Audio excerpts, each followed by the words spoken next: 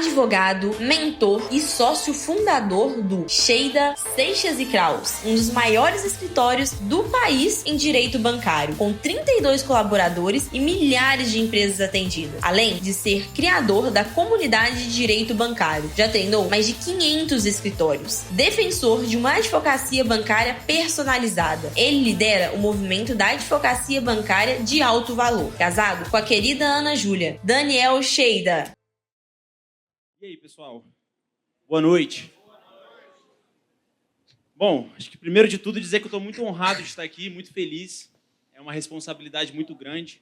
Ainda mais ser um dos últimos palestrantes, né? Acho que o último, né, Júlio? É.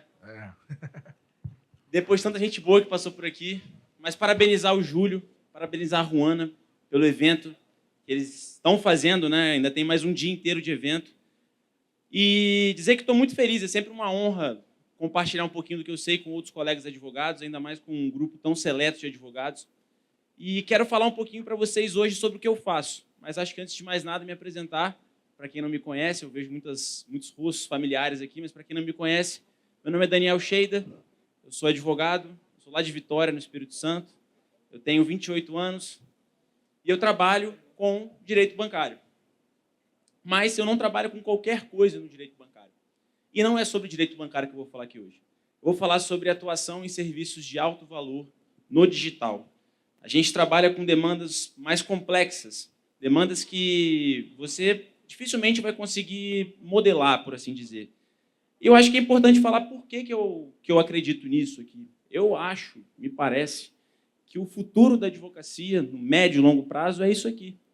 Quando a gente para pensar na quantidade de inovações que a tecnologia nos permite hoje em dia, a gente pode imaginar uma advocacia que vai acabar com o passar do tempo quando a gente está limitado a trabalhar com modelos de copia e cola. Por exemplo, eu vou fazer um evento presencial daqui a 2 semanas e uma empresa vai estar patrocinando o evento chamado Hook, né? Enfim, acho que não vai ser o caso de ninguém utilizar aqui, então acho que posso falar. Essa empresa, ela desenvolveu um sistema que o lead, né, ele joga lá a foto do documento de identidade, joga a foto do comprovante de residência, o advogado simplesmente marca algumas opções e sai a petição inicial pronta para protocolo. O próprio Rafael, que estava aqui no palco, ele é sócio de um escritório, não sei se todos aqui sabem, do Tomás Epp, foi um escritório que foi um dos pioneiros no mercado em 2018.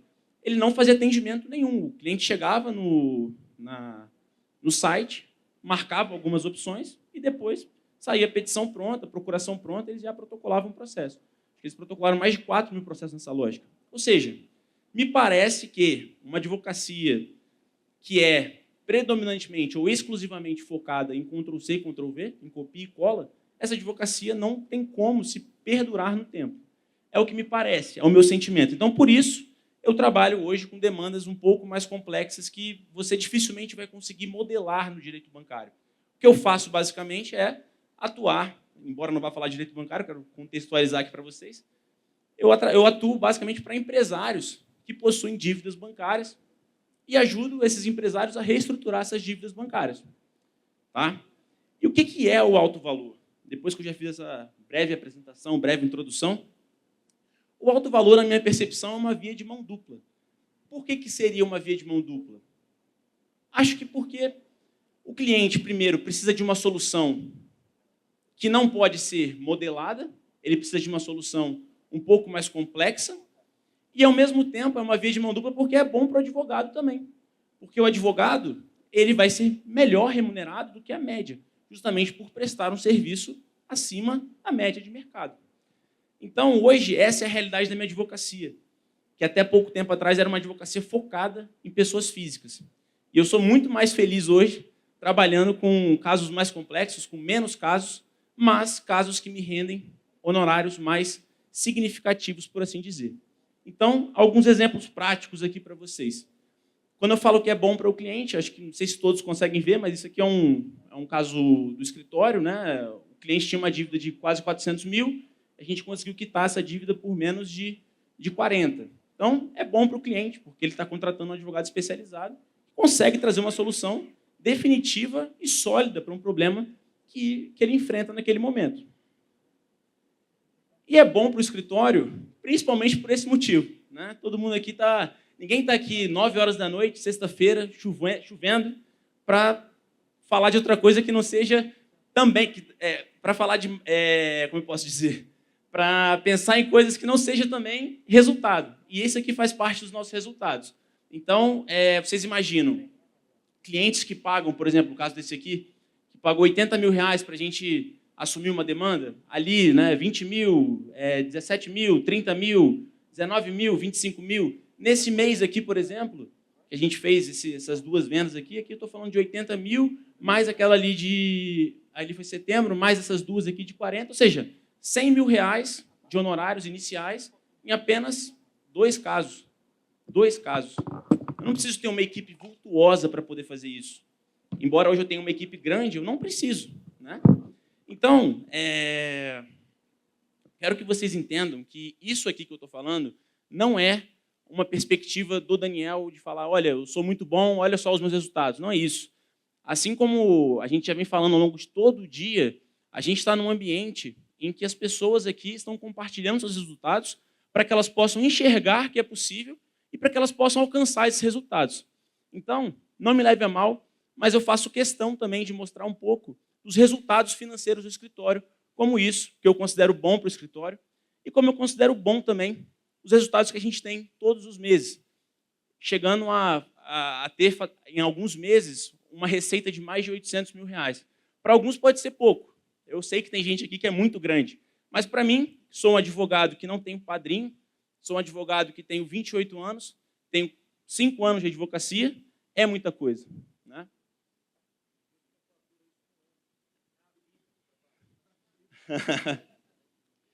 Então, é sobre isso que eu quero falar um pouquinho para vocês hoje. E vamos lá. Quais são os pilares, na minha percepção, de uma advocacia de alto valor? O que eu entendo que é fundamental para que a gente consiga ter resultados e atender clientes que têm demandas mais complexas, ser contratados por clientes que têm demandas mais complexas? Tem alguns pilares e é sobre isso que a gente vai falar. Primeira sacada que a gente teve, essa aqui eu acho que é a mais importante, acho que todos aqui podem ter uma perspectiva parecida com essa nos seus escritórios, independentemente da área que vocês trabalhem, mas a gente aprendeu a estruturar a nossa oferta. O que acontecia no nosso mercado, pessoal? Até 2021, o Thaleson acompanha muito isso, né? Já está no mercado há muito tempo, outros aqui do bancário também. Até 2021, 2022, o mercado era extremamente focado em falar sobre a, entre aspas, solução jurídica. Então, você abria o Google e o que tinha lá?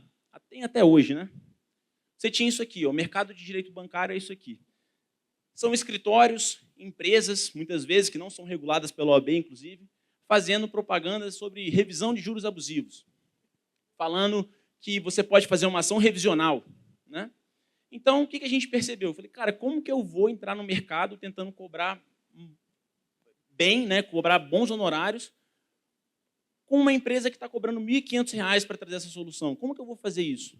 Eu preciso reestruturar a minha oferta. Eu preciso oferecer alguma coisa diferente, né? Senão é impossível. Então, foi justamente isso que a gente fez. Eu tenho muito orgulho disso, porque me parece hoje, com muita tranquilidade, eu falo isso, me parece que isso se tornou uma tendência do mercado. O mercado ele meio que seguiu essa tendência. Hoje, quando o pessoal fala de direito bancário, de alto valor e tudo mais, é isso aqui que se faz, que é uma reestruturação da oferta. O que a gente fez? Olha, você tem uma dívida? Tenho. Essa dívida é de R$1 milhão? É de R$1 milhão. Talvez não seja só, ou talvez não seja a revisional que vai resolver o seu problema. Porque pensem comigo, imagina um empresário, ele tem uma dívida de R$1 milhão, certo? Ele não está pagando o banco porque ele está com problemas empresariais, está com algum problema, ele não está conseguindo pagar. Vamos supor que eu encontre alguma cláusula abusiva no contrato dele. Encontrei lá, está errado, não é mais R$1 milhão que você deve, é 950 mil. O que esse cara vai me falar? Show. Vai resolver o problema dele? Não vai. Qual que é o problema dele? Ele precisa de tranquilidade, porque ele sabe que vai vir uma cacetada de problema para frente para ele. Então, foi isso que a gente trouxe. A gente criou uma nova forma de oferecer o nosso serviço. A gente, ao invés de falar que a gente fazia uma ação revisional, a gente passou a falar, olha, fique tranquilo que eu faço a gestão desse passivo bancário que você possui. A gestão de passivo bancário Ela pode incluir a revisional? Pode. Mas, ao mesmo tempo, ela, às vezes, não inclui. Ela pode incluir uma eventual defesa, por exemplo, que o empresário está sofrendo uma ação de execução, uma ação de cobrança, uma ação monitória. Ela inclui uma negociação judicial, extrajudicial, um setor de acordo, uma equipe dedicada para o setor de acordos, né? Um direcionamento das ligações do banco. O empresário está todo dia recebendo ligações do banco, incansavelmente. Olha, eu tenho agora um setor dedicado que, quando você receber a cobrança, você pode falar para ele ligar para mim. O Daniel vai atender, o Daniel vai negociar. O Daniel não, o escritório, no caso, né? Então, foi isso que a gente fez. A gente reestruturou a nossa oferta. E eu não sei se fica muito claro para todos vocês o quão isso é grande. Por quê? Quais são as vantagens de ter feito isso aqui? Quando alguém fala que vai vender uma ação revisional, por exemplo, né, todos aqui entendem quando eu falo ação revisional, pode não ter feito, mas entendem o que é, né? Uma ação para discutir algum tipo de irregularidade no contrato bancário. Quando eu falo que eu vou fazer uma ação revisional e eu coloco no objeto do contrato lá de honorários que eu vou fazer uma ação revisional, eu tenho que fazer uma ação revisional, correto? Mas, para que eu possa verificar se eu vou, de fato, fazer uma ação revisional, eu preciso avaliar o contrato. Então, o meu comercial, na hora de fazer o contato com a pessoa, ele precisa olhar o contrato e ver se, de fato, fazer uma análise de viabilidade. Isso toma tempo do meu comercial. E, muitas vezes, a revisional não é nem cabível, porque não vai ser a revisional que vai resolver o problema daquele cara. Então, percebam como isso, para mim, foi importante. A gente reestruturou a forma de ofertar o serviço e, muitas vezes, o nosso trabalho hoje é menor, porque eu não preciso fazer uma avaliação desse cliente, se a dívida dele tem algum tipo de irregularidade ou não, porque isso pouco importa. O que importa, na verdade, é se esse cliente tem uma dívida grande e se esse cliente está em dia ou não com o banco, porque se ele não está em dia, ele já tem um problema. E se ele tem um problema, eu posso oferecer uma solução, que é essa aqui. E muitas vezes eu não preciso sequer fazer a revisional. Eu posso aguardar, por exemplo, durante um período, para o banco, eventualmente, ajuizar uma execução e trabalhar numa outra perspectiva de proteção de patrimônio desse cara. Ah, Daniel, beleza, mas como que você vai fazer isso? Como que o cara vai te contratar se o seu objeto, né, da prestação de serviço, ele é muito abrangente, assim, ele não tem, muitas vezes, uma coisa específica que você vai fazer, trazendo para o cliente uma perspectiva visual do que é feito. Então, o que a gente faz hoje no escritório? A gente cria para os nossos clientes, dentro de uma ferramenta chamada Monday, a gente cria para ele uma estratégia de projeto. Uma ferramenta de projetos. Você tem várias no mercado, a Monday é uma delas. Mas a gente cria um plano personalizado para o cliente. Falando, olha, você pode ficar tranquilo, se não for cabível a revisional, o nosso setor de acordos vai criar um plano personalizado de negociação para você. E você, inclusive, pode acompanhar em tempo real o que está sendo feito. Então, ele consegue abrir lá e ver se foi submetido a uma proposta, se ele recebeu uma contraproposta.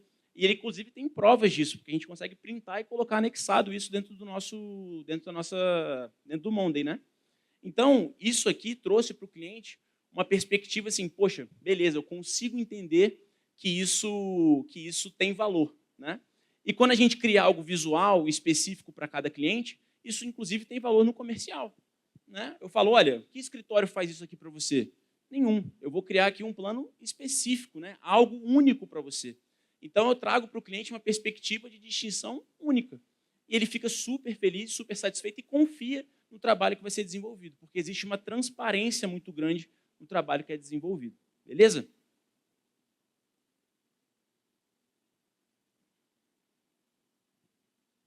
O segundo ponto, que na minha percepção é importante, é o posicionamento de alto valor. Eu acredito que, até entrei numa discussão aí eu fiz um post falando que me parece que a advocacia de alto valor ela exige escritório físico, e aí o dono de uma empresa de gestão jurídica aí foi comentar lá com a equipe dele e tal, criou um alvoroço, mas eu realmente acredito que o posicionamento de alto valor é importante quando a gente está falando de casos maiores. O que a gente fez na prática para poder tratar esse problema, né? Esse problema não, para a gente conseguir desenvolver esse ponto no nosso escritório. Primeiro de tudo, ainda que a gente não tenha atendimentos ou tenha poucos atendimentos presenciais, a gente fez um baita investimento na nossa estrutura. A gente falou, cara, vamos investir na nossa estrutura, porque a nossa estrutura é a nossa porta de entrada. Então, o cara fez uma reunião com o meu time comercial, terminou a reunião, opa, seu João, tudo bem? A gente falou agora há pouco, mas eu estou fazendo um vídeo aqui, já que a gente não se viu pessoalmente, para te mostrar um pouquinho da nossa estrutura, e aí o cara vê, tem uma recepção bonita, tem uma sala de reunião bonita, tem uma equipe grande trabalhando. Então, isso gera uma percepção de valor para a pessoa. Eu não sou uma advocacia de uma portinha, né? Eu sou um escritório de advocacia. Você não está contratando qualquer coisa, você está contratando a CSC Advogados. Essa é a perspectiva que eu tento passar para os meus clientes. Essa é a perspectiva que faz com que a gente consiga, às vezes, cobrar muito mais caro do que a nossa concorrência. Isso aqui é muito importante. As publicações, né, a gente publica tanto decisões, né, de forma muito constante, como também artigos semanalmente. A gente está toda semana publicando artigos no Migalhas, no Jus Brasil, e isso aqui também faz parte de um posicionamento de alto valor. Isso, inclusive, ajuda demais no CRM. Depois eu vou falar um pouquinho sobre automações no CRM que a gente faz, mas isso aqui é um segredo assim que, às vezes, as pessoas, não, mas é só uma notícia, isso aqui não vai dar certo. Cara, a gente fecha muito contrato por isso aqui. Isso aqui é um dos grandes segredos do nosso escritório, né? Acho que muitos de vocês aqui fazem. Quem aqui já publica decisões no Migalhas de forma frequente? Não é possível. Então, a gente tem que mudar isso aí. Isso aqui, poxa, se eu soubesse, eu tinha trazido até alguns exemplos práticos para vocês verem que, de fato, isso aqui gera muito resultado para o nosso escritório, muito mesmo. E uma outra coisa, isso aqui também é posicionamento de alto valor. Isso aqui é meu sócio, Guilherme, isso aqui é 8 meses atrás, isso aqui é hoje. Por que eu decidi falar sobre isso? Porque me parece que a aparência da pessoa que está ali falando com o cliente, ela também importa. E não estou falando estou falando também de saúde, tá, gente? Eu acho que eu me sinto muito confortável de falar aqui, porque eu sempre fui a pessoa que lutou contra a balança. Eu sempre tive problema, sempre fui obeso, né? Sempre tive problema com obesidade, e eu luto até hoje contra a obesidade. E o meu sócio, ele deu teve uma mudança de vida muito significativa, e me parece, não sei o que vocês pensam, mas qual que é o advogado que passa mais confiança? Esse gordinho fofinho aqui ou aquele advogado ali? Porque aquele ali é um advogado, esse aqui é um gordinho fofinho, né? Tem que deixar uma barba crescer, né?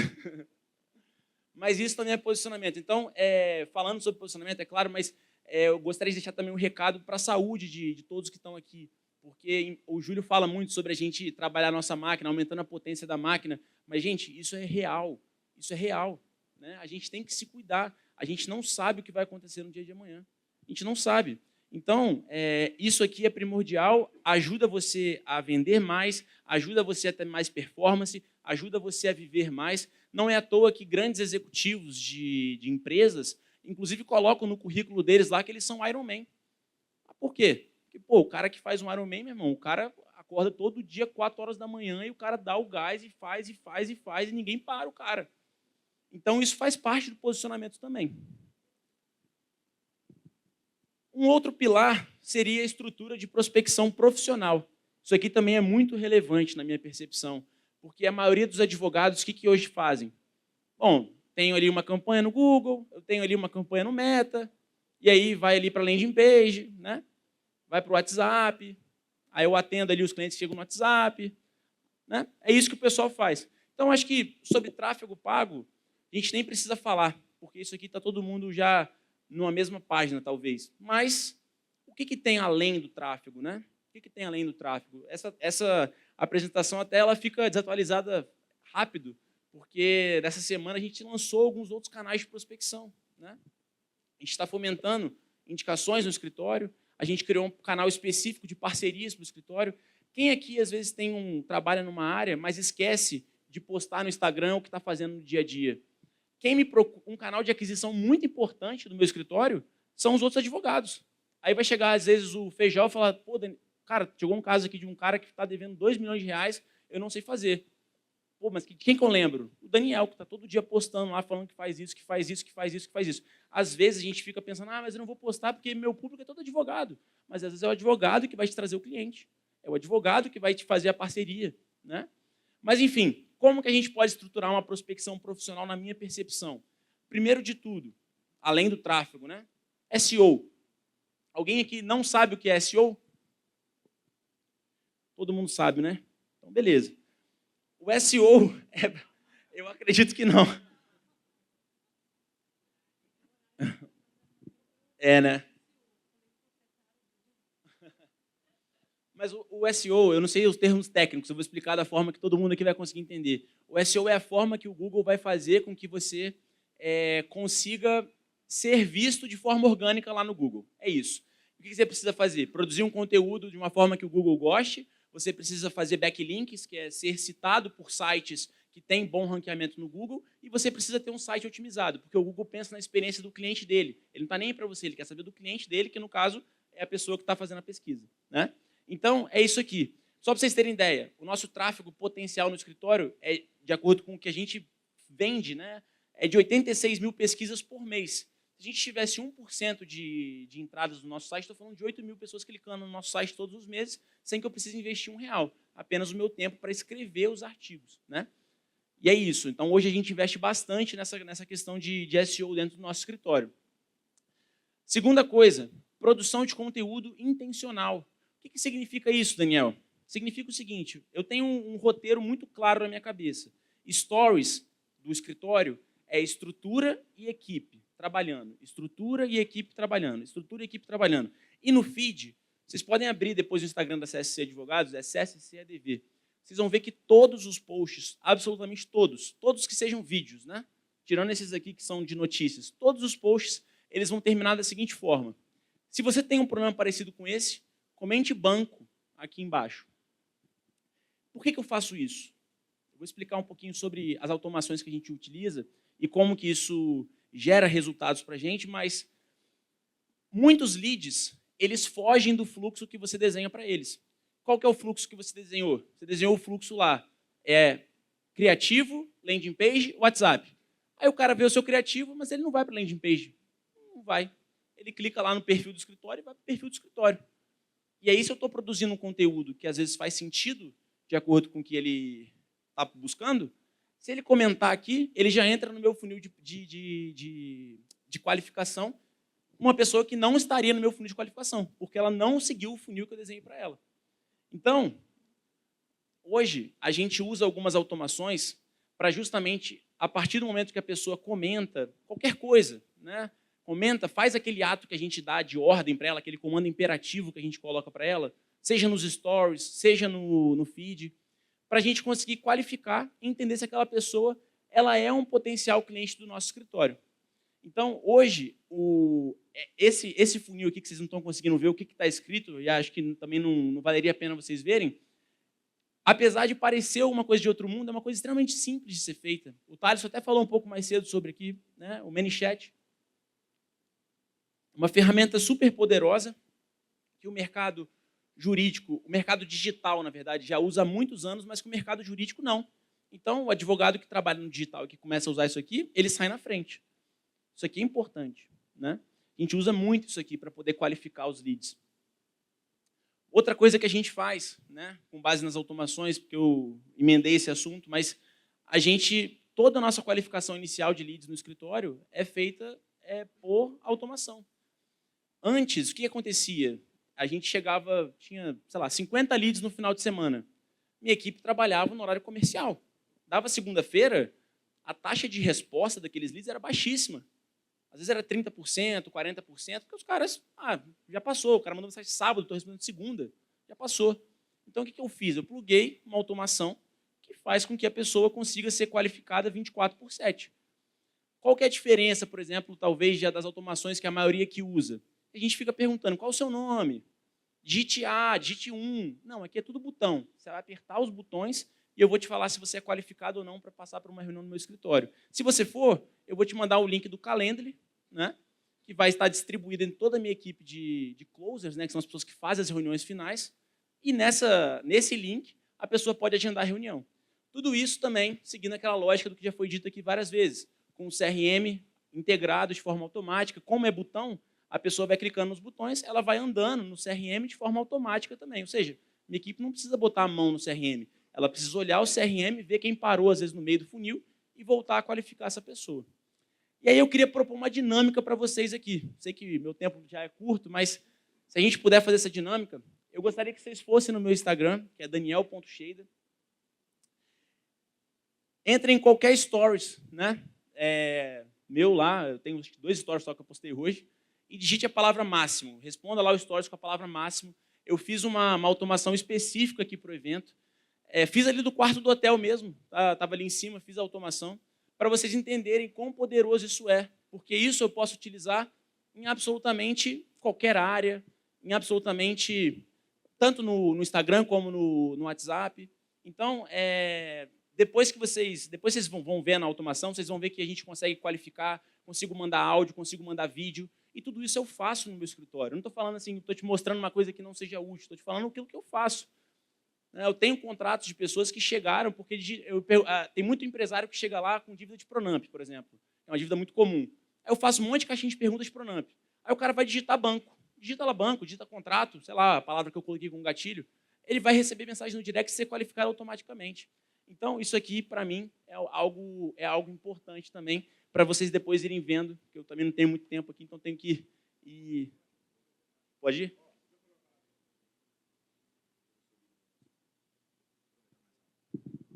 Quantas pessoas tem aqui ainda? Hoje, que loucura isso aqui, mano. Nós vamos honrar quem ficou até o final. Só vencedor vai até o final, irmão.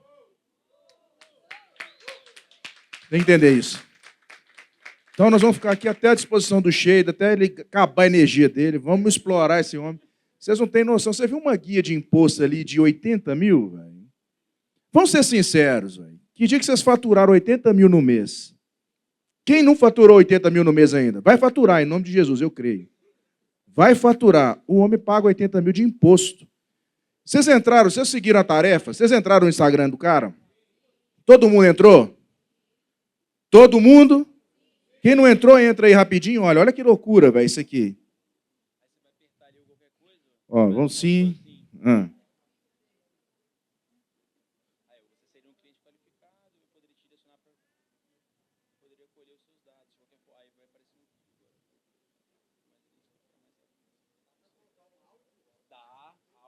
Olha que loucura, velho. Pô, que top, velho. Então mete marcha, mano. Vamos aqui até 6 horas da manhã. Não vou emendar outro dia. Depois, ó, sabe o que nós vamos fazer aqui, mano? Depois que acabar, a gente abrir para perguntas, vamos responder.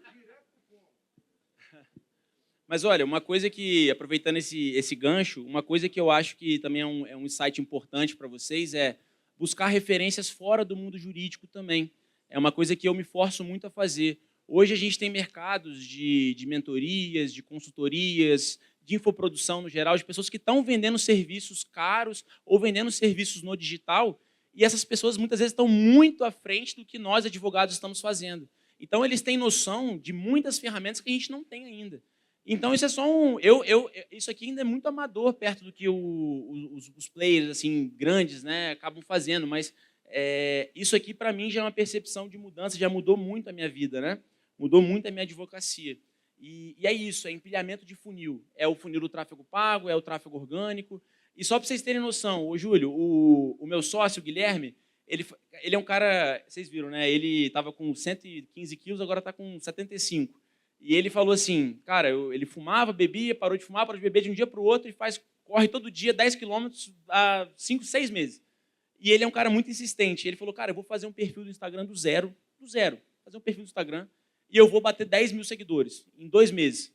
E o cara começou. Aí ele grava todo dia, 5 vídeos. Ele posta lá. Vocês podem ver depois no Instagram dele, Guilherme Kraus, lá, DV. Ele posta todo dia 5 vídeos. Aí daqui a pouco, ele foi ver, o Nelson Williams estava comentando nos posts dele, falando lá assim, concordo com você, não sei o que lá, repostando ele. Eu falei, gente, o que é isso? Né? Então, assim, o poder da constância também ele é muito importante, né? A gente conseguir empilhar os funis e ter constância. Então, tráfego pago, SEO, automação, você vai empilhando formas de você ser encontrado, de você conseguir falar com o seu cliente. Isso aqui é legal. E um outro ponto que eu queria trazer para vocês aqui é sobre o comercial. Comercial de produtos de alto valor, às vezes é um comercial diferente. Eu gostei muito da palestra do Giancarlo, né, que falou sobre a possibilidade de você dividir entre os vendedores, né, os serviços de acordo com o ticket. Eu vou até implementar isso no meu escritório, acho que faz total sentido, porque dentro do alto valor a gente tem o cara que paga 30, mas tem um cara que paga 100, 150, 200, né? Então podem ser vendedores diferentes. Mas o nosso comercial ele tende a ser robusto e agressivo. O que isso significa? A gente tem uma equipe específica para fazer a qualificação de todos os leads. Então, eu falei que a qualificação é feita automaticamente, correto? Correto. Mas, nesse meio do caminho, vão parar pessoas aqui, ó, nesse funil, em qualificação. Ou seja, é uma pessoa que eu não consegui definir se ela é qualificada ou se ela não é. Eu não consegui definir, né? Então, o que esse meu time faz? Eles trabalham ligando. Time de qualificação trabalha com ligação. É ligação, o que eu acho bizarro, porque eu sou de uma geração que eu não gosto de receber ligação. Eu gosto de receber WhatsApp. Mas as pessoas atendem ligação. É inacreditável, é surreal. Assim. Quando me falaram, eu falei, não é possível, vou testar para ver, mas é verdade. As pessoas elas atendem ligação. Então, o meu time ele trabalha com ligação o dia inteiro das pessoas que estão em qualificação, buscando essas pessoas, buscando oportunidades para o nosso setor comercial. Inclusive, a equipe de qualificação, para mim, ela é mais, às vezes, importante do que a equipe de vendedores. Porque eu não fico cobrando os meus vendedores, temos que vender 800 mil esse mês. Eu não cobro isso deles.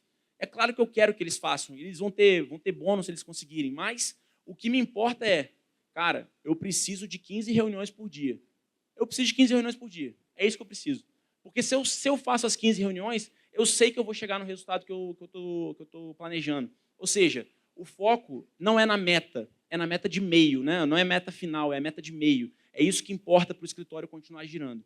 Então, isso é uma coisa importante. E a equipe de fechamento, que são as pessoas que fazem as reuniões efetivamente, né?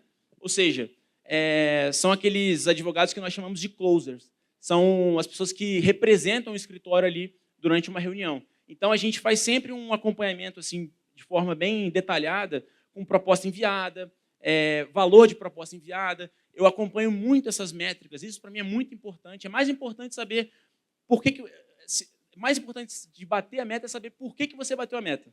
É mais importante. Por que você bateu a meta? Porque eu enviei tanto de proposta, minha taxa de conversão é tanto. Né?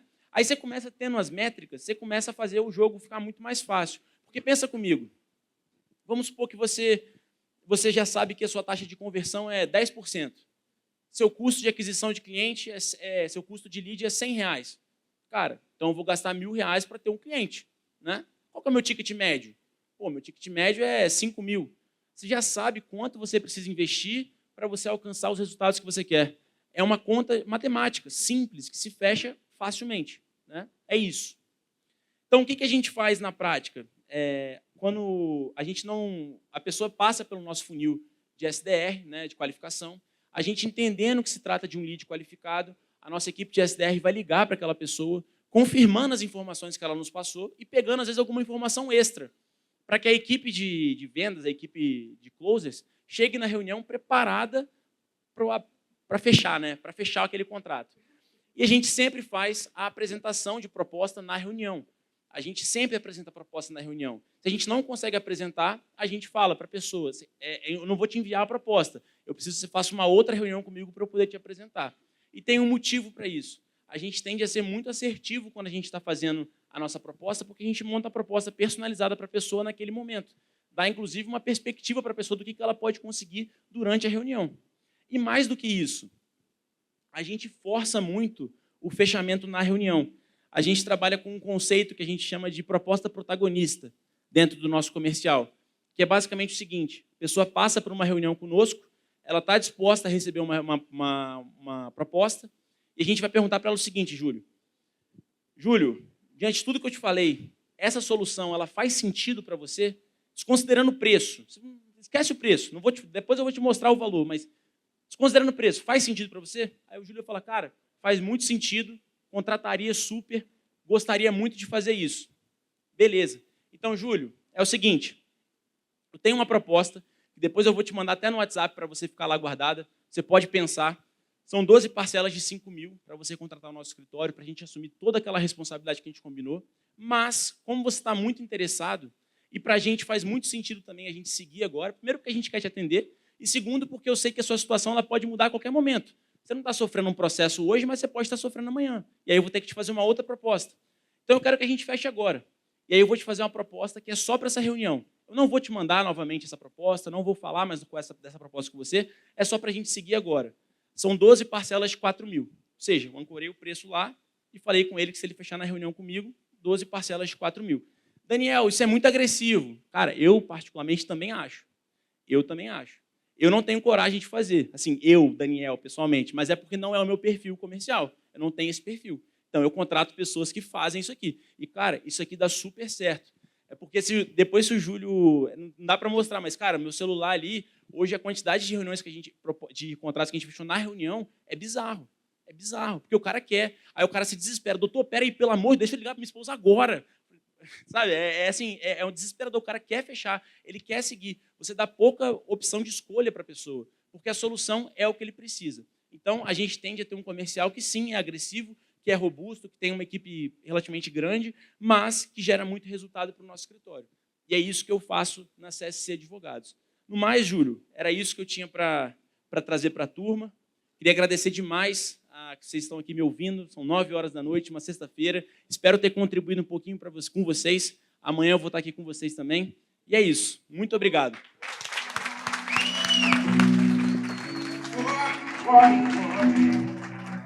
Deixa eu colocar os banquinhos ali. Até tarde. Ó, como eu falei, nós vamos colocar os banquinhos aqui agora, vamos ficar trocando ideia com o Sheida. É só o Sheida, o cara do bancário, o monstro. Vamos fazer perguntas. Vocês estão vivos ainda ou não? Aí, ó, muita gente já dispersou, mas quem ficou aqui até o fim, e nós estamos juntos até o quê? Depois do fim. Nós vamos trocar uma ideia.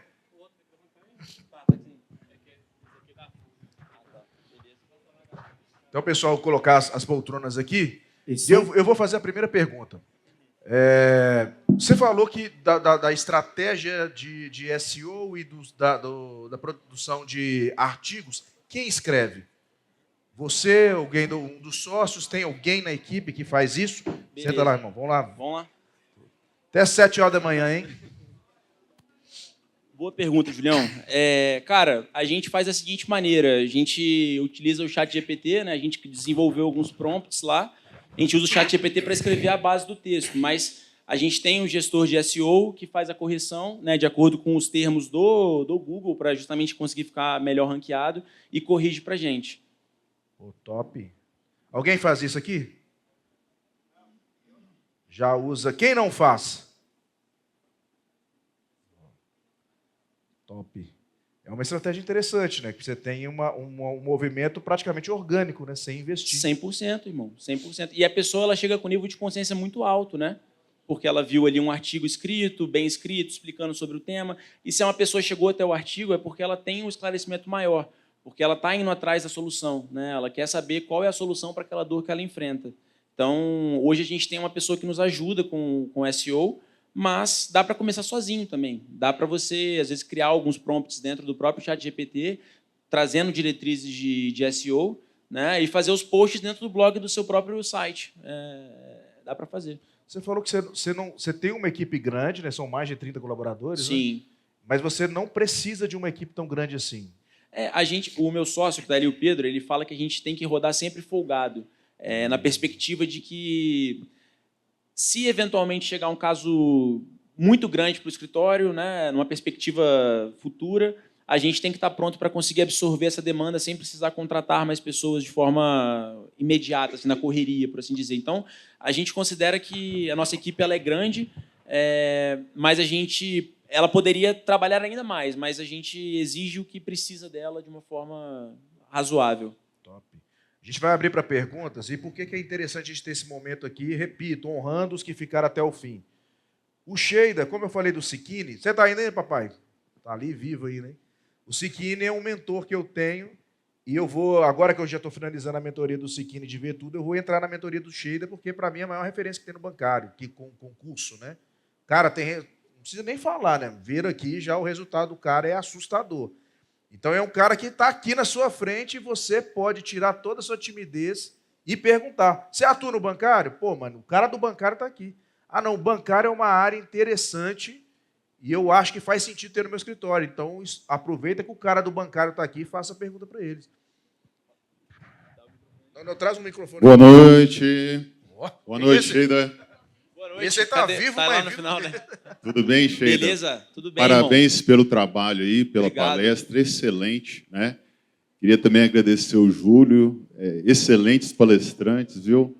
É um produto que está sendo apresentado aqui excelente para todos nós, né?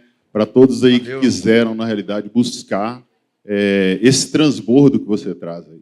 Excepcional.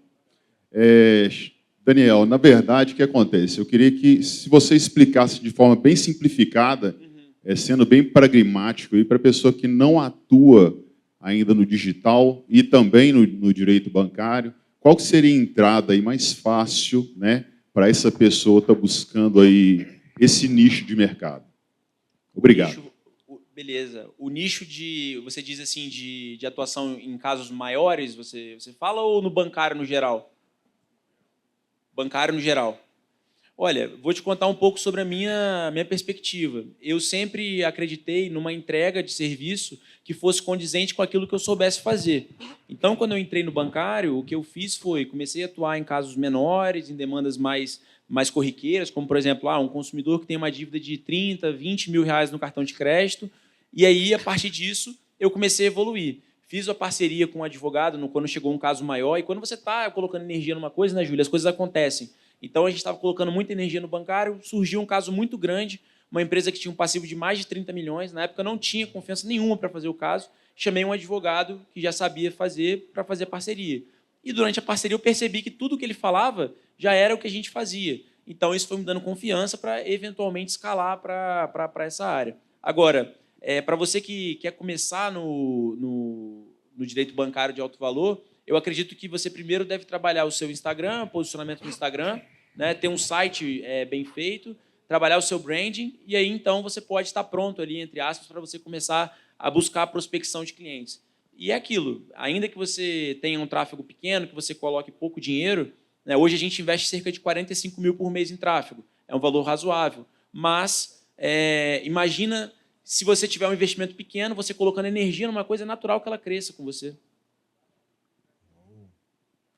Quem mais quer fazer pergunta? O bichão aí.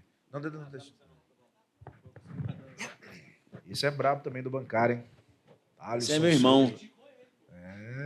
Aprendi com o Daniel, pô, honrando a vida dele. Parabéns, Daniel, Obrigado, irmão. pela apresentação, pela estrutura do escritório. A gente sabe que é só o início aí de mais crescimento, né? Impactar a vida dos clientes, que a gente sabe quanto que é importante o nosso trabalho, né, de reestruturação de dívidas e dessas empresas. Você falou que a sua meta é gerar 15 reuniões por dia. Eu dei um exemplo, na verdade. É um exemplo. Uhum. Como que está essa conversão para venda? Quantas reuniões você tem que fazer para fechar um contrato? Só para eu fazer uma conta aqui. Comigo. Olha, nossa taxa de conversão ela gira em torno de 20%, né, geral. A grande questão é que tem reuniões que, infelizmente, tem os ônus e bônus. Como a gente trabalha com automação, tem reuniões que a gente acaba não conseguindo apresentar proposta. Justamente porque a pessoa chega na reunião e aí ela marcou algumas coisas na automação, falou com a gente uma coisa, na reunião, quando a gente vai tentar extrair mesmo dela, a situação é outra, o cenário é outro. E a gente fala, opa, nesse caso não dá para a gente conseguir te ajudar. Mas a nossa taxa de conversão é de 20% em relação às propostas que a gente envia. Então, o que a gente tem de métrica lá? A gente tem duas métricas, né, que é o MQL, que são os leads que a gente qualifica automaticamente, o marketing qualifica automaticamente, e os SQLs, que são os leads que a gente considera qualificado pelo nosso comercial, ou seja, a pessoa que eu apresento proposta. Então, é 20% dos SQLs. Né? Entendi. Quais são os funis que você tem trabalhado hoje? É o WhatsApp direto? É aplicação, formulário? Não, eu tenho trabalhado hoje, eu tenho algumas campanhas que direcionam para o Typebot, eu tenho campanhas de cadastro, eu tenho campanhas de WhatsApp, eu trabalho esse funil de indicação, tenho começado a fazer agora campanhas de prospecção de clientes para indicação para advogados. Então, eu faço uma campanha no escritório, falando, você é advogado, tem um caso de direito bancário, esse aqui é o canal de indicação do nosso escritório, de parceria do nosso escritório, perdão, para a gente poder trabalhar junto e tudo mais. Né? Eu tenho testado isso também. A gente hoje também... acho que são esses canais. A última, eu prometo. Desculpa, a gente está fazendo lives também. 2 vezes por semana a gente faz lives semanais. Eu vi a do Guilherme. E aí tem dado umas 25 pessoas na live, assim, mas a gente já gerou algumas reuniões positivas depois da live. Legal. Agora, a última pergunta, até a Roberta estava falando, né, do problema do lead que está em qualificação. Tem muito lead que trava ali. É o cara que não atende o telefonema, é o cara que não responde o WhatsApp. Como que você tem trabalhado esse cara? Porque eu fui olhar esses dias no nosso CRM, tem uns 3 mil leads ali. É o cara que não responde, é uma loucura, assim. Tem cara que preenche o formulário, não atende o telefone, não responde no WhatsApp, a gente nem sabe por que ele se aplicou, né? É verdade. E como é que tem sido o desafio? O que você tem trabalhado ali nesses leads que, para mim, é um grande gargalo que eu tenho tido? Porque você chega lá, por exemplo, chega na segunda-feira, aquela lista maravilhosa, muitas oportunidades, mas muitos que travam ali, né? Sim. Cara, tem uma regra no marketing que fala que você precisa tentar contato com a pessoa em 6 momentos distintos, né? Para você poder descartar aquela pessoa ou não do seu funil ali de vendas. Então, a gente tenta contato durante 6 momentos distintos com aquela pessoa e depois ela entra num funil de desqualificação, né? De descarte. Mas o que a gente tem feito hoje? Por exemplo, o Júlio até falou, durante o período das eleições, a gente teve uma dificuldade muito grande por conta do tráfego, né? As eleições elas dificultaram para quem trabalha majoritariamente com tráfego como forma de prospecção. Então, a gente começou a trabalhar com disparos de mensagem, né? A gente tem a API oficial de WhatsApp, disparava um caminhão de mensagens. Você entrou em contato com a gente há um tempo atrás, você ainda tem problemas com dívidas bancárias? A pessoa marca sim ou não. Marcou sim, qualificação de novo, entendeu? Então, a gente começou a fazer isso e começamos a ter bastante retorno dessa forma, mas com pessoas que estavam perdidas há meses, né? Então, hoje eu tenho feito dessa maneira. 6 vezes contato, não consigo, em momentos distintos, não consigo, descarto e, eventualmente, faço essa reciclagem desses leads nessas campanhas de mensagem. Obrigado, Dan. Tamo junto. Quem aqui não sabe o que é API oficial? Todo mundo sabe o que é API oficial aqui? O Zé estava falando que não. Não sabe? A API oficial do WhatsApp é... Quer falar, Julião? Pode falar você. Não, pode falar. Você que é o protagonista aqui.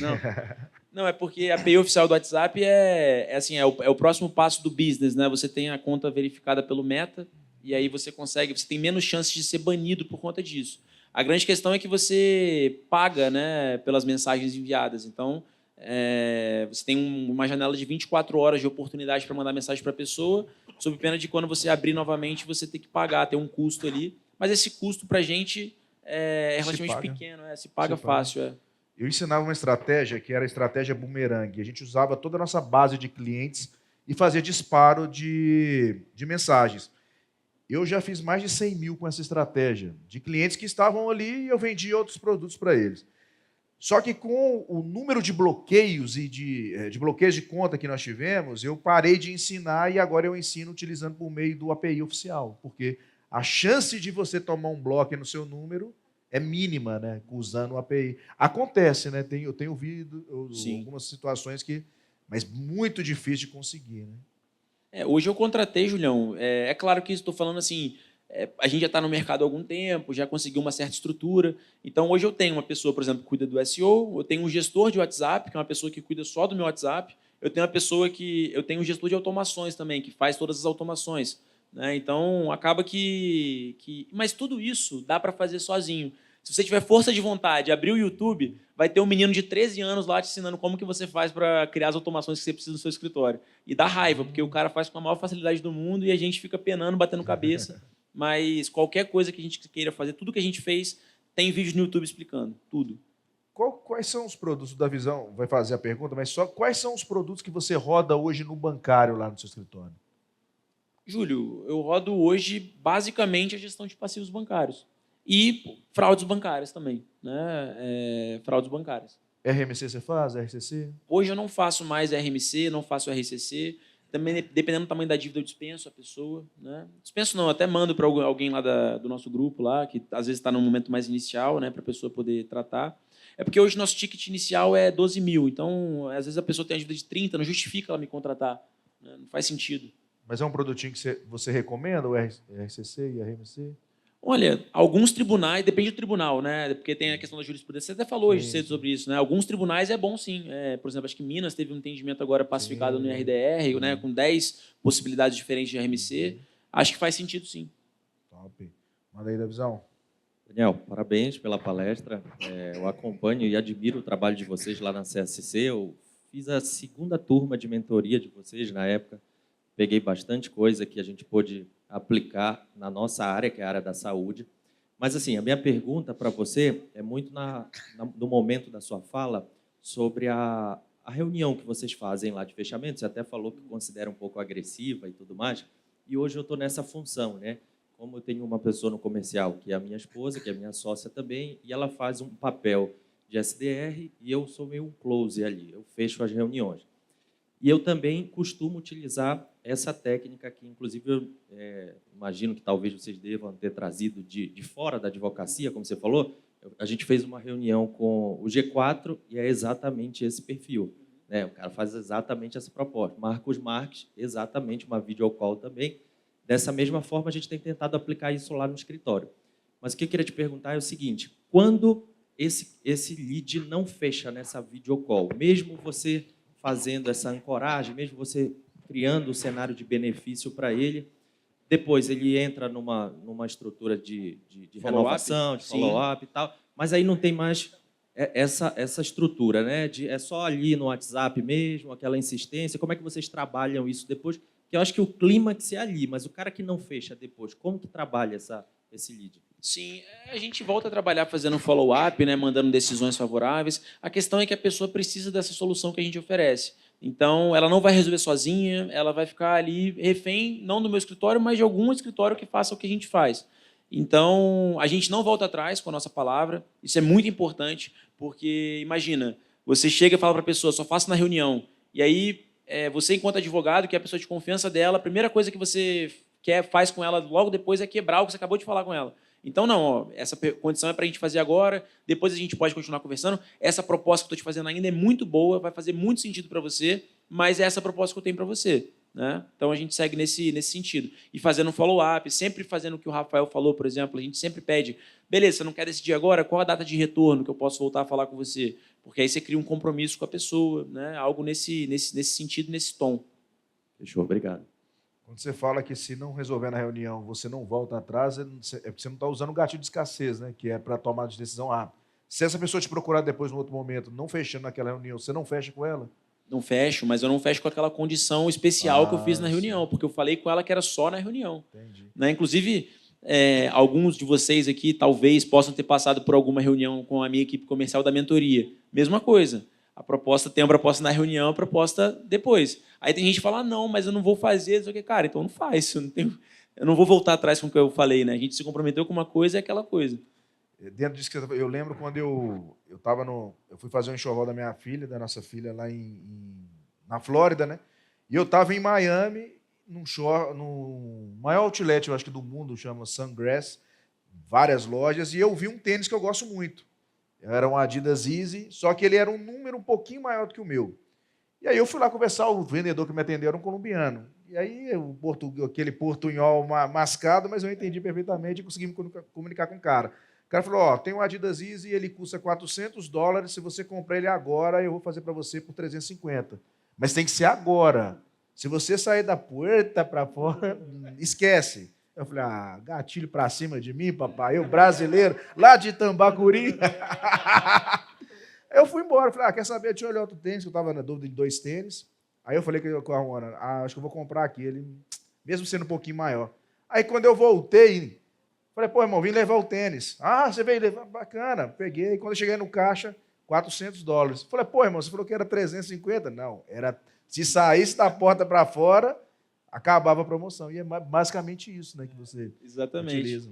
Eu já fiz, assim, aí cada um usa o gatilho que quiser para justificar isso, né? Tem como você justificar, como eu falei, no bancário, às vezes o cara não está sofrendo uma ação de execução naquele momento, tem só a dívida. Eu falo, cara, eu não quero ficar aqui te mandando mensagem a cada 5 dias, perguntando como é que tá, consultando seu CNPJ para ver se está soltando uma execução. Então, para a gente fechar agora, você me economiza trabalho, é bom para o meu escritório, é bom para você, porque eu já sei a situação, já analisei a situação, não preciso analisar de novo, eu tenho uma proposta diferenciada. Agora, já fiz também reuniões que eu recebi essa proposta e era mais no sentido, olha, a gente tem um prazo aqui de fechamento com os nossos clientes em média de 30 dias, ou seja, eu tenho 30 dias de follow-up para fazer. Por conta dessa economia que eu vou ter fechando agora, a proposta tal é essa, né? Então, aí você usa a justificativa se quiser.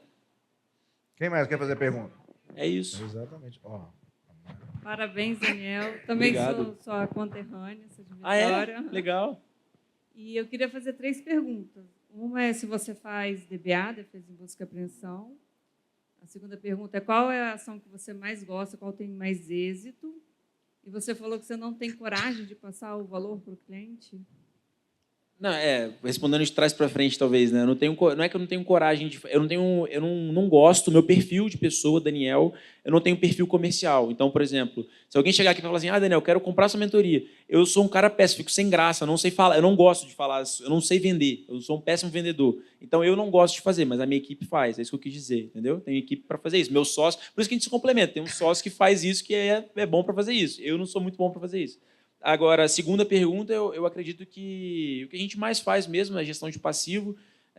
Na verdade, não é nem êxito em processo. Embora a gente busque o êxito no processo, a questão são os acordos que se geram, porque volta aquele tópico que eu trouxe. Imagina, a pessoa tem dívida de 1 milhão. Vou economizar. Às vezes, a dívida de um empresário desse, ela não tem realmente abusividade. Eu até pergunto para o cara, como que você conseguiu uma taxa tão boa no seu contrato? Eu quero conseguir também no meu, né?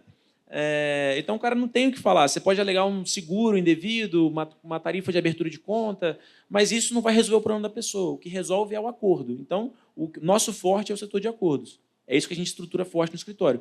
E busca e apreensão a gente não faz pelo fato de entendermos que hoje é um serviço muito commodity. Tem várias empresas que não são do direito, né, que não são escritórios, desculpa, que oferecem o serviço, anunciam em grandes redes de televisão, e oferecem o serviço por R$ 1.500, R$ 1.200. Então, é difícil você conseguir justificar uma contratação num valor que seja justo mesmo no processo de busca e apreensão. Eu gosto, por exemplo, do Guilherme Plaça. Você conhece o Guilherme Plaça? Ele fala sobre busca e apreensão, mas ele fecha tudo no êxito, busca e apreensão. Mas ele é um cara que ele analisa o processo de cabo a rabo e vê viabilidade. Se tiver viabilidade, ele pega o processo, porque ele ganha e aí o êxito realmente é muito bom. Pouca experiência que eu tive com o DBA, essas empresas elas pegam o dinheiro do cliente e não fazem nada. Entendeu? É isso. Aí é aquela questão, você tem que ficar disputando com essas empresas, falando. Aí o cara fala, vou fechar com a empresa que cobrou R$ 1.500. Não, meu amigo, mas olha só, o reclame aqui deles, né? Aí você tem que ficar entrando naquela discussão, naquela picuinha, assim, por pouca coisa. Valeu, Perguntas, obrigada. perguntas?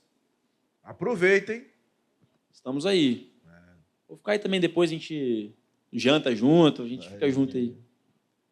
Top. Mais alguém? Mais alguém? Ó. Só por curiosidade, quem aqui já fez a mentoria? Algumas pessoas, né? Meu caro, das fraudes bancárias, que você tem atuado mais? Você acha que está sendo um mercado que está valendo a pena? É um foco do seu escritório ou está sendo só a negociação de passivos mesmo? Não, eu busco muito, inclusive, vamos lá, reformular, comecei a gaguejar muito. O Instagram que o meu sócio criou, ele é só sobre fraudes bancárias que a gente está fazendo, só fraudes bancárias, porque eu acredito muito nesse serviço. E acho o seguinte, a tendência é que a gente tenha cada vez mais fraudes e golpes no médio e longo prazo, principalmente em razão do avanço da tecnologia, com mascarando a voz da pessoa, imitando a voz da pessoa, né? Então, a IA ela vai fazer com que os golpes eles fiquem cada vez mais frequentes, cada vez mais vultuosos. Eu não me importo muito com o golpe em específico. O que me importa mais é o valor do golpe. Então, acho que Golpe Pix é um bom serviço para ser feito. Falsa central telefônica acontece muito também, que é quando o banco liga para pessoas, o criminoso liga para pessoas passando por um atendente do banco. Hoje, roubo de celular também é muito frequente. iPhone é um celular super inseguro para se ter contas bancárias, porque nesses furtos que acontecem, né, principalmente no trânsito, com o celular desbloqueado, eles conseguem trocar o Face ID e fazer transações no banco, né, no seu lugar. Então, eu não me importo mais com o valor do golpe. Tem alguns que, embora a gente tenha algum êxito, é Pedro, né? Embora a gente tenha algum êxito, Pedro, não gosto muito, como, por exemplo, falso leilão de veículo. Acho que ainda tem uma jurisprudência um pouco defensiva nesse sentido. Então, acaba que não é um serviço tão atrativo. Mas hoje o meu plano é trabalhar com gestão de passivos bancários como carro-chefe do escritório, gerando honorários iniciais, e hoje fazer uma coisa que no passado, quando eu prospectava mais fraudes, eu não fiz. Eu cobrava honorários, eu focava nos honorários iniciais da fraude, né? Então, honorários iniciais maiores e êxito de 10%, 15%, e hoje eu tenho uma dor no coração quando eu faço cumprimento de sentença e vou receber 10% daquele valor. Então, hoje eu pretendo focar em não vou cobrar honorários iniciais de fraude, focar só no êxito, porque a taxa de êxito lá do escritório é de mais de 90% nesses casos. Você pode cobrar de uma forma diferente. Por exemplo, eu cobro honorários iniciais e cobro 35% do êxito. Quando você se deparar com qualquer tipo de objeção do cliente de não querer pagar, por exemplo, R$1.500, R$2.000, R$1.200, você paga para o final. Aí você vai ter 35% mais o final. Legal. E deixando claro para o cliente que esse dinheiro não vai sair do bolso dele. Esse cliente ele vai te pagar do dinheiro que ele nem tinha em mãos, que é das indenizações. Né? É óbvio que tem a parte que ele já perdeu, mas eu deixo claro para o cliente também que a chance de recuperar o valor sem o escritório é reduzidíssima. Não prometo resultado, a gente faz muito isso lá. E eu não, embora eu tenha falado aqui hoje mais cedo, né, que hoje nós temos uma tese, às vezes, um pouco frágil com relação às decisões dos tribunais, eu ainda prospecto muito, porque nesse movimento de prospectar fraude, veio muito golpe de investimento, de 500 mil, de 300 mil, e aí eu sempre cobro um valor inicial maior, de 12 mil, de 30 mil. Né? Esse de investimento é aplicação em pirâmide financeira? Sim. Ah, entendi. Muito. Aí a gente não Legal. entra contra o banco, a gente entra contra a empresa que aplicou o golpe. Né? Tem uns golpes, né, Júlio? Deve chegar para você que são meio, assim, a pessoa... É golpe do trabalho, falso, né? Que a pessoa fica mandando... Sabe, assim, tem umas coisas que são meio absurdas, mas fraudes, assim, é um ramo que, para mim, é muito interessante. Acho super interessante. Tem casos gigantescos. Já trabalhamos para uma empresa, por exemplo, que foi vítima de uma fraude de mais de R$2 milhões, de um funcionário deles. Então, assim, é uma coisa que tem como ter muito resultado. O golpe inusitado que aparece no escritório. Cadê meu sócio? Pedro, boleto falso é bom ou a gente não ganha muito? É bom? Aí é bom. Tem um golpe inusitado que aparece bastante no escritório. É um golpe que acontece com mais frequência no Rio Grande do Sul. É o cara que está lá na internet fazendo o que não devia, conversa com uma menor, e aí entra um cara, como se fosse da Polícia Civil, com tanto de erro de português e manda, descobrimos que você está fazendo isso, agora a família quer uma indenização. Aí o cara, senão nós vamos mandar te prender. Aí o cara vai lá e paga. Acontece muito isso lá. Aí isso aí o que tem que fazer é entrar na lógica do golpe Pix, né? Responsabilizando o banco que recebeu a transação, né? Por abertura de conta corrente sem observar abertura e manutenção. Né? Exatamente. A gente faz sempre... porque o banco tem mais... E também a gente usa a tese do banco da fraude, que são dessas transações ativas. Um padrão de transação. 1.000, Pix de 2.000, aí num determinado mês aparece um Pix de 50 mil. É uma transação atípica, e o banco tem toda a condição... Deixa eu fazer aqui. Toda a condição para fazer essa verificação, né? Então a gente usa bastante lá. A gente tem muita sentença procedente, mas mais improcedente hoje em dia. Né? A gente está precisando de ajustar a tese. Né? Mas vem muito cliente e a gente tem a oportunidade também de vender outros produtos. Né? A gente usa um formulário lá bem interessante para vender para os clientes que estão da base. Né? Porque o CAC é zero, né? A gente já pagou por ele.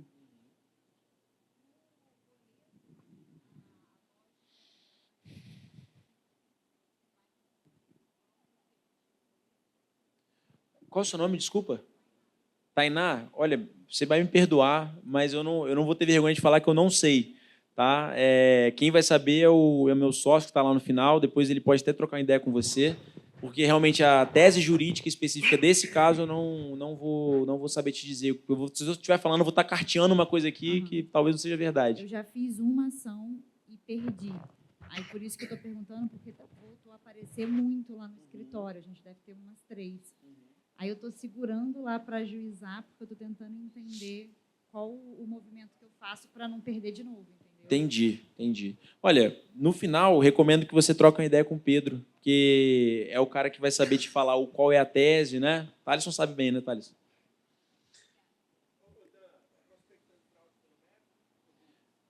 O que acontece? O que eu tenho observado, Júlio? Não sei o que você tem visto lá, mas fazer campanhas de públicos distintos no Meta acaba prejudicando a inteligência da minha BM. Por exemplo, eu faço campanhas focadas em empresários. Aí, quando eu faço uma campanha de fraude, não sei se é uma coincidência ou não, mas a campanha de empresários acaba ficando prejudicada. O Meta está numa tendência crescente de cada vez ter menos públicos de direcionamento para você utilizar. Então, o que você pode fazer é segmentação por criativo e, eventualmente, utilizar a sua própria base de dados que você vai construindo ao longo do tempo. Então, eu tenho muito medo de sujar minha base. Por isso que hoje eu faço muito Google, principalmente YouTube, em relação às fraudes bancárias, né? Eu rodo só Google. Rodei Meta, não performou. vinha golpe de R$10. Perdi R$10. Vou te mandar os R$10 aí, então. Agora, uma dúvida que eu tenho, quais são as plataformas que você utiliza de inteligência artificial, os softwares, os mecanismos que você tem usado lá no seu escritório hoje? Olha, De automação? a gente usa o ManyChat, né, para poder fazer as qualificações. Eu uso o Typebot também, que é uma ferramenta que ajuda. O Mondem, aquela gestão de projetos. A gente contratou um software para fazer peticionamentos automáticos para a gente. Então, nossa equipe de controladoria peticionava muita petição, né, ao longo do dia. E aí agora a gente tem um sistema lá que protocola automaticamente para a gente as petições. A nossa equipe usa alguns prompts de GPT que a gente desenvolve lá para eles. Mas no mais é isso, né? O ADV Box como sistema processual padrão e o Cubo CRM. Top. CRM você usa qual? É Cubo CRM o nome. Top. Cubo CRM. Top. Mais alguém quer fazer pergunta? Vocês já cansaram? Só cansou, né, Júlio?